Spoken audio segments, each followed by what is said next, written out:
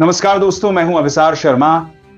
आज मैं ऐसी पोल खोलेगा जिससे आपको हिंदू मुस्लिम राम नाम की राजनीति से कैसे लोगों को भड़काया जाता है, कैसे सत्ता पर राज किया जाता है। वीडियो को एक लाइक करके चैनल को सब्सक्राइब जरूर कर लीजिए, क्योंकि यह आपके लिए तो एक सेकंड का काम है, लेकिन इससे हमारी काफी बड़ी मदद। दोस्तों, आज हम बात करने जा रहे हैं एक ऐसे फैसले की जो ना सिर्फ कानूनी किताबों में दर्ज हो गया बल्कि दिलों को छू गया, और वो है सुप्रीम कोर्ट का वह ऐतिहासिक निर्णय जो कर्नाटक के मैसूर दशहरा समारोह के उद्घाटन में अंतर्राष्ट्रीय बुकर प्राइज विजेता वकील और लेखक बानो मुश्ताक को मुख्य अतिथि बनाए जाने के खिलाफ दायर याचिका को सिरे से खारिज कर देना।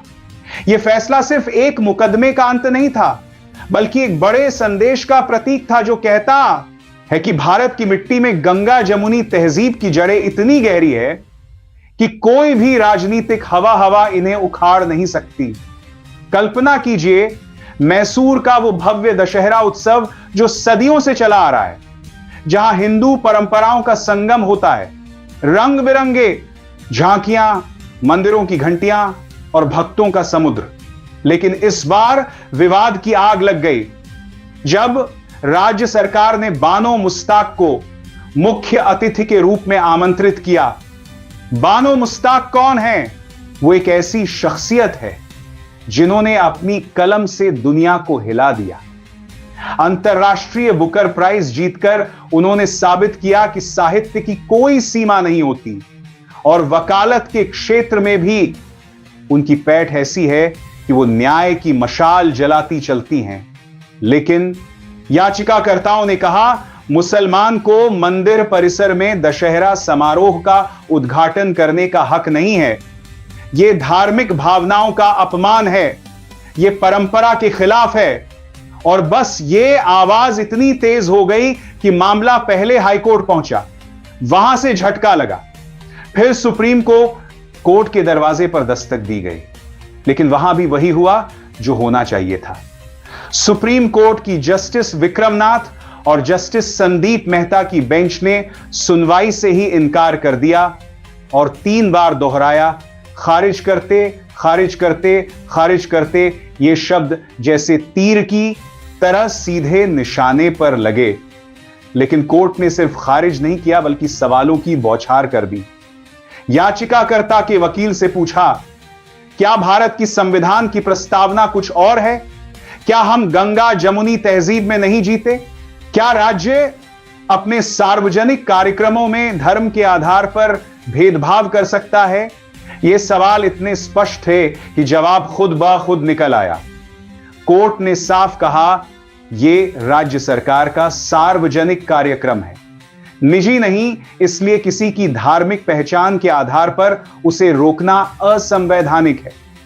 और तो और, कोर्ट ने 2017 का उदाहरण भी दिया, जब डॉक्टर निसार अहमद को मंच पर बुलाया गया था और कोई विवाद नहीं हुआ था। तो आज क्यों यह हंगामा, यह फैसला आया? तो भाजपा ने विरोध जताया और इसे राजनीतिक मुद्दा बनाने की कोशिश की। याचिकाकर्ता को भाजपा से जुड़ा बताया गया, लेकिन सुप्रीम कोर्ट ने साफ करती है, इसके बाद में पूरे 5 बात में साफ करती है, जो कि बाद में साफ करती है, जो भी है पाया दिया कि कानून सबके लिए बराबर है और राजनीति को धार्मिक आयोजनों में घुसपैठ करने का मौका नहीं मिलेगा। यह फैसला हिंदू मुस्लिम राजनीति की धज्जियां उड़ा गया, क्योंकि यह देखा गया कि भारत का संविधान धर्मनिरपेक्षता का कवच है जो किसी भी संकीर्ण सोच को तोड़ देगा। अब सोचिए, इस घटना की जड़ें कहां जाती है। मैसूर दशहरा सिर्फ एक उत्सव नहीं है, यह विजयनगर साम्राज्य की विरासत है, जहां राजा अपनी प्रजा के साथ मिलकर खुशियां बांटते थे और इसमें सभी धर्मों के लोग शामिल होते थे। लेकिन आज के दौर में राजनीति ने इसे ध्रुवीकरण का हथियार बना लिया। बानो मुश्ताक का चयन क्यों हुआ? क्योंकि वह एक प्रख्यात लेखिका है जिनकी किताबों ने मानवता के दर्द को उकेरा है। उनकी जीत ने दुनिया को दिखाया कि भारतीय साहित्य वैश्विक पटल पर चमक रहा है। लेकिन कुछ लोगों को यह पसंद नहीं आया क्योंकि उनका नाम मुस्लिम था। बस इतना काफी था। विवाद भड़काने के लिए सोशल मीडिया पर मीम्स बने, व्हाट्सएप ग्रुप्स में मैसेज घूमे और याचिका दायर हो गई। लेकिन सुप्रीम कोर्ट ने इसे नकार दिया और कहा कि सार्वजनिक आयोजन में विविधता ही ताकत है, एकता ही असली उत्सव है। अब इस फैसले के बाद क्या बदला? मैसूर दशहरा निर्विघ्न संपन्न हुआ। बानो मुश्ताक ने मंच पर कदम रखा और उनका भाषण इतना प्रेरणादायक था कि लोग तालियों से गड़गड़ाहट कर उठे। उन्होंने कहा कि साहित्य और न्याय दोनों ही पुल है जो समाज को जोड़ते हैं और ये पुल कभी टूटने नहीं देंगे। ये घटना हमें याद दिलाती है कि 1,09,47 में जब भारत आजाद हुआ तो बाबा साहेब आंबेडकर ने संविधान लिखा जिसमें सभी को बराबरी का हक दिया गया। धर्म के नाम पर कोई भेदभाव नहीं। यह प्रस्तावना हम सबकी है। हम न्याय संगत समाज चाहते हैं, हम समानता चाहते हैं, हम भाईचारे की संस्कृति चाहते हैं। लेकिन राजनीतिक दल कभी कभी इसे भूल जाते हैं, वोट बैंक के चक्कर में धार्मिक तनाव फैलाते हैं। लेकिन सुप्रीम कोर्ट जैसे संस्थान हैं जो इसे सुधारते हैं। जस्टिस विक्रमनाथ का वो सवाल, क्या हम गंगा जमुनी तहजीब में नहीं रहते? ये शब्द इतने गहरे हैं कि वो सीधे दिल में उतर जाते हैं। गंगा जमुनी तहजीब क्या है? वो मुगल काल से चली आ रही है। वो परंपरा जहां हिंदू और मुस्लिम एक साथ कंधे से कंधा मिलाकर चलते हैं, जहां उर्स पर हिंदू जाते हैं और दिवाली पर मुस्लिम शामिल होते हैं, जहां सूफी संगीत हिंदू मंदिरों में गूंजता है और भजन मुस्लिम दरगाहों में सुनाई देते हैं। यह तहजीब है जो लाहौर से दिल्ली तक फैली हुई है और मैसूर जैसे शहरों में जीवंत है। लेकिन आजकल कुछ लोग इसे भूलना चाहते हैं, विभाजन की राजनीति से फायदा उठाना चाहते हैं। लेकिन सुप्रीम कोर्ट ने कहा नहीं, ऐसा नहीं चलेगा। राज्य के कार्यक्रम में धर्म का भेदभाव बर्दाश्त नहीं।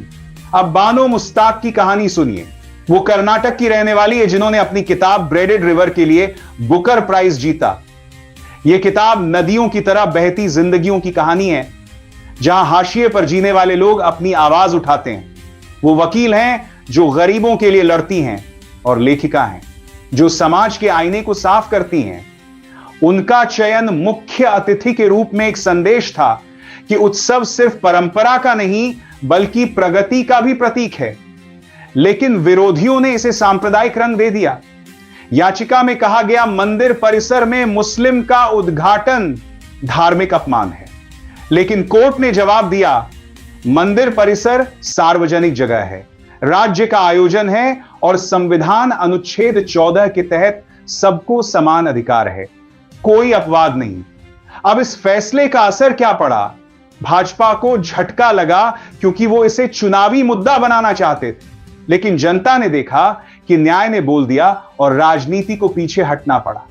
विपक्ष ने इसे सराहा और कहा यह भारत की सच्ची भावना है जहां सबका साथ सबका विकास होता है। अब सोचिए, अगर यह याचिका स्वीकार हो जाती तो क्या होता? धार्मिक आयोजनों में धर्म के आधार पर आमंत्रण बंद हो जाते, हर उत्सव में जांच पड़ताल होती और एकता की दीवारें दरक जाती। लेकिन सुप्रीम कोर्ट ने इसे रोका और याद दिलाया कि 2019 में अयोध्या फैसले में भी कोर्ट ने कहा था कि न्याय सबके लिए है, नफरत के लिए जगह नहीं। अब 2023 में मैसूर के इस फैसले ने उसी राह को मजबूत किया। जस्टिस संदीप मेहता का वो बयान कि राज्य भेदभाव नहीं कर सकता, ये शब्द कानूनी किताबों से ज्यादा जीवन का पाठ पढ़ाते हैं। अब बानो मुश्ताक का भाषण याद कीजिए।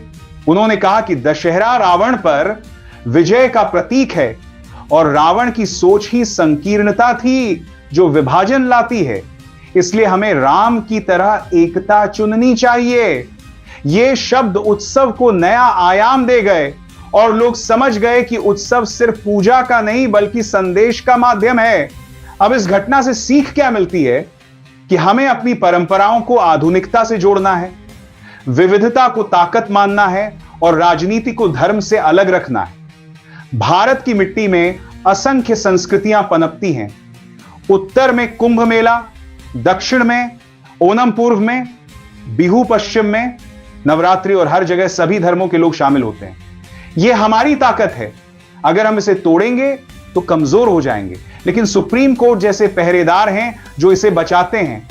अब कल्पना कीजिए वो कोर्ट रूम का दृश्य जहां जज साहब सवाल पूछ रहे हैं और वकील चुप है, क्योंकि सच्चाई साफ है। संविधान की प्रस्तावना हम सबको बुलाती है, हम भारतीय हैं धर्म से ऊपर उठकर।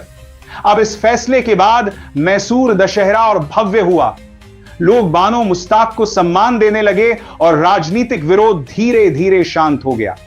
यह दिखाता है कि जनता समझदार है, वो नफरत के जाल में नहीं फंसती।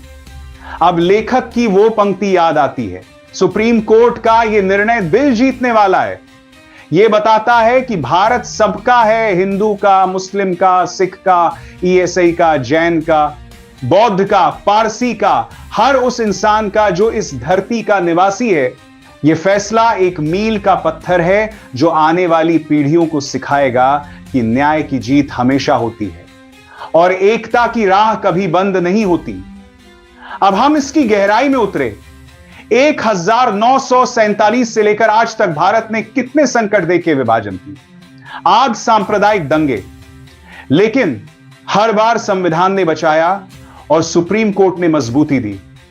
1950 में जब संविधान लागू हुआ तो डॉक्टर राजेंद्र प्रसाद ने कहा, यह हमारा पवित्र ग्रंथ है, इसे बचाना हमारा फर्ज है।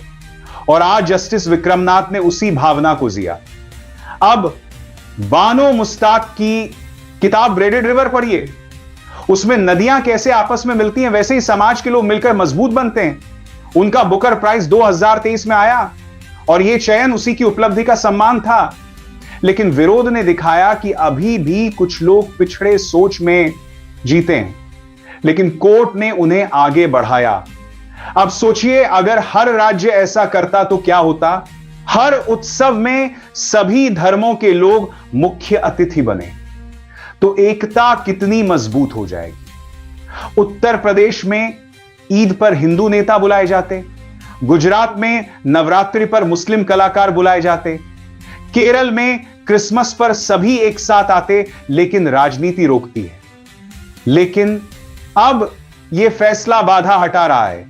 अब इसकी राजनीतिक पृष्ठभूमि देखें। भाजपा की हिंदुत्व राजनीति में यह झटका लगा क्योंकि मैसूर कर्नाटक में उनका गढ़ है और दशहरा उनका प्रिय उत्सव। लेकिन जनता ने देखा कि यह राजनीति नहीं, परंपरा है और परंपरा सबकी है। अब विपक्ष ने इसे मुद्दा बनाया, लेकिन सकारात्मक तरीके से कहा कि यह संविधान की जीत है। अब अंतरराष्ट्रीय नजरिए से देखें, बुकर प्राइज विजेता को ऐसे विवाद में घसीटना भारत की छवि को धूमिल करता। लेकिन कोर्ट ने साफ किया कि हम आधुनिक लोकतंत्र है जहां प्रतिभा को सम्मान मिलता है धर्म से ऊपर। अब बानो मुश्ताक का जीवन देखिए, बचपन से संघर्ष किया, वकालत में सफलता पाई, साहित्य में अमर हो गई और अब यह सम्मान उन्हें और ऊंचा ले गया। उनका भाषण में कहा गया कि उत्सव हमें जोड़ते हैं, तोड़ते नहीं। ये शब्द अमित हैं। अब इस फैसले की कानूनी बारीकियां समझे। अनुच्छेद 25 धर्म की स्वतंत्रता देता है, लेकिन सार्वजनिक व्यवस्था के अधीन अनुच्छेद 14 समानता, अनुच्छेद 15 भेदभाव निषेध, और कोर्ट ने इन्हें लागू किया।